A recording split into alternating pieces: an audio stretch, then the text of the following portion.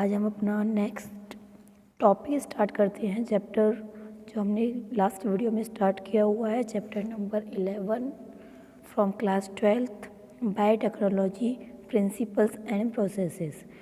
देखिए, इसका जो नेक्स्ट टॉपिक था उसको हम स्टार्ट कर रहे हैं। इससे पहले वाली वीडियो में हमने इंट्रोडक्शन को किया था और अब हम इसके बारे में कर रहे हैं प्रिंसिपल्स ऑफ बायोटेक्नोलॉजी क्या होती हैं। देखिए, मैंने आपको इससे पहले वाली में जब वीडियो में कराया है, जिन्होंने नहीं देखा है वो उस वीडियो को सीन कर सकते हैं। इसमें मैंने आपको बताया था कि अगर बायोटेक्नोलॉजी अगर हम करते हैं या बायोटेक्नोलॉजी जो प्रोसेस होता है वो केवल दो चीज़ों पर होता है। हम उसके अंदर दो चीज़ें क्या कर सकते हैं, या तो हम उसके अंदर डीएनए वगैरह है, जो भी हम डीएनए यानी जेनेटिक मटेरियल है उसको हम इंसर्ट कर सकते हैं, या फिर हम किसी लिविंग ऑर्गेनिज्म की ग्रोथ करा सकते हैं। क्या कर सकते हैं? लिविंग ऑर्गेनिज्म की ग्रोथ को करा सकते हैं। हम दो चीज़ें करते हैं। तो इन्हीं दो के बेस पर कि हम क्या कर रहे हैं, हम डीएनए को कर रहे हैं या फिर हम लिविंग ऑर्गेनिज्म की ग्रोथ करा रहे हैं, वो भी कैसे, वो भी हम बिल्कुल प्योर फॉर्म में विदाउट एडिंग एनी इम्प्योरिटीज़। ठीक है, तो इस तरीके से ये होगा। तो हम इन्हीं के बेस पर हमने जो इनको किया है वो दो चीज़ें हो गई। एक हो गई जेनेटिक इंजीनियरिंग। अब आपको क्लियर हो गया होगा कि जेनेटिक इंजीनियरिंग में हम किसके बारे में बात करेंगे, जेनेटिक कंटेंट यानी डीएनए के बारे में। तो इसमें हम डीएनए को इंसर्ट करेंगे। डीएनए कंटेंट क्या हो सकता है, यानी कि जेनेटिक मटेरियल क्या हो सकता है। यहाँ पे हम डीएनए की बात कर रहे हैं, but in some species genetic material DNA के अलावा आरएनए भी प्रेजेंट होता है, जैसे कि वायरस स्पीसीज के अंदर।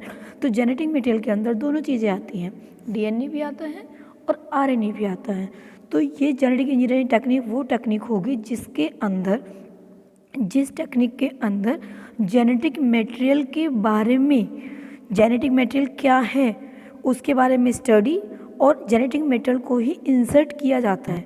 जब जेनेटिक मटेरियल को इंसर्ट किया जाएगा तो उसको कहाँ इंसर्ट करेंगे, किसके अंदर, जिसके अंदर हमें रिक्वायर्ड होगी, और जिसके अंदर हम इंसर्ट करते हैं उसको हम बोलते हैं होस्ट ऑर्गेनिज्म।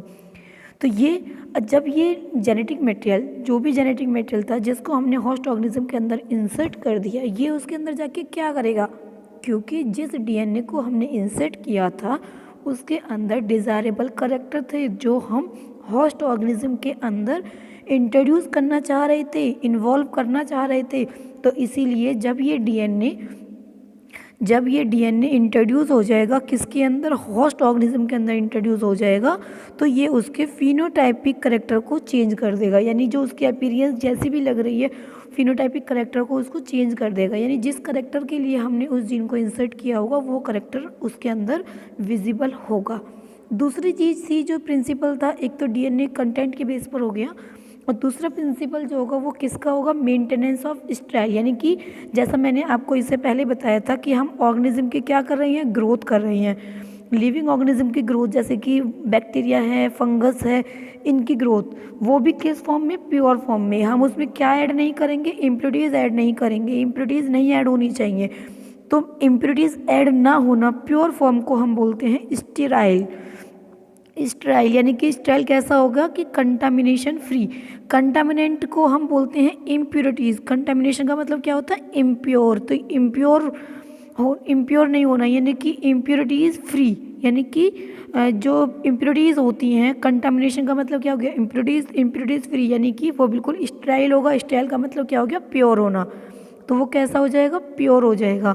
एम्बियंसिस इन केमिकल इंजीनियरिंग, एम्बियंसिस का मतलब प्रोसेस, किसके अंदर, in chemical engineering to enable, किस लिए, to enable of only the growth of only the desirable microbes. किस लिए ऐसा हम करते हैं, ताकि हम जो डिज़ायरेबल ऑर्गेनिज्म है उसकी ग्रोथ को कर सकें।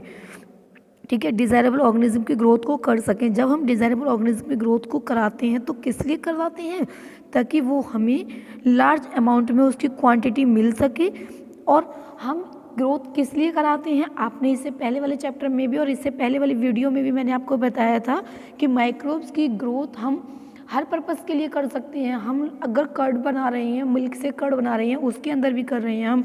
हम अगर एंटीबायोटिक्स बना रहे हैं उसके अंदर भी हम वैक्सीन बना रहे हैं, या फिर हम एंजाइम बना रहे हैं। तो ये सारी कंटेंट जो होते हैं उनके लिए हम माइक्रो ऑर्गेनिज्म की ग्रोथ कराते हैं। माइक्रो ऑर्गेनिज्म की ग्रोथ किस में कराएंगे भाई, अगर हमें सपोज दैट अगर हमें किसी भी चीज़ को ग्रोथ कराना है, ठीक है, तो ग्रोथ कराने के लिए उसको नरिशमेंट देना पड़ेगा। तो उसके लिए हम क्या लेंगे, हम एक मीडियम लेंगे, ठीक है, और इस मीडियम में हम जो भी लेंगे उसमें हम कोई ना कोई केमिकल्स होंगे जो कि क्या करेंगे, यानी कि इसके अंदर जो केमिकल्स होंगे उनके अंदर न्यूट्रिएंट प्रेजेंट होंगे, तो इस केमिकल्स को हम बोल देते हैं मीडियम। इस केमिकल को हम क्या कह देते हैं, मीडियम कह देते हैं, क्योंकि इसके अंदर न्यूट्रिएंट्स होंगे और ये न्यूट्रिएंट्स हैं वो माइक्रो ऑर्गेनिज्म को नरिश करते हैं, जिसकी वजह से उनकी जो ग्रोथ है वो लार्ज अमाउंट में इसके अंदर हो जाती है। तो इसीलिए हम इसको क्या बोलते हैं, एम्फियसिस इन केमिकल इंजीनियरिंग, मतलब कि हम क्या अलाउ कर रहे हैं, एम्फियसिस का मतलब अलाउ कर रही हैं किस में, केमिकल इंजीनियरिंग में, किस प्रोसेस के लिए, ग्रोथ करने के लिए, किस लिए, ताकि माइक्रोब्स की डिज़ायर्ड माइक्रोब्स, जिस माइक्रोब्स को हम ग्रोथ कराना चाह रहे हैं उसकी ग्रोथ को इंक्रीज़ करने के लिए, ताकि उसकी प्रोडक्शन बढ़ सके।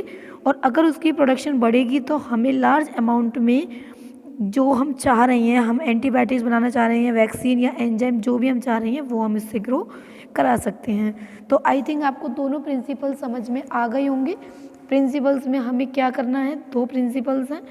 प्रिंसिपल्स के बारे में हमें एक हमने पढ़ा है इसके अंदर कि जो भी ऑर्गेनिज्म है उनको उनकी हम ग्रोथ कराएंगे किस में, एक स्टेराइल मीडियम में, एक बिल्कुल माइक्रोबियल कंटामिनेशन फ्री मीडियम के अंदर, और दूसरा हम जेनेटिक इंजीनियरिंग कर सकते हैं, यानी कि हम जेनेटिक मटेरियल को भी हम इंट्रोड्यूस कर सकते हैं।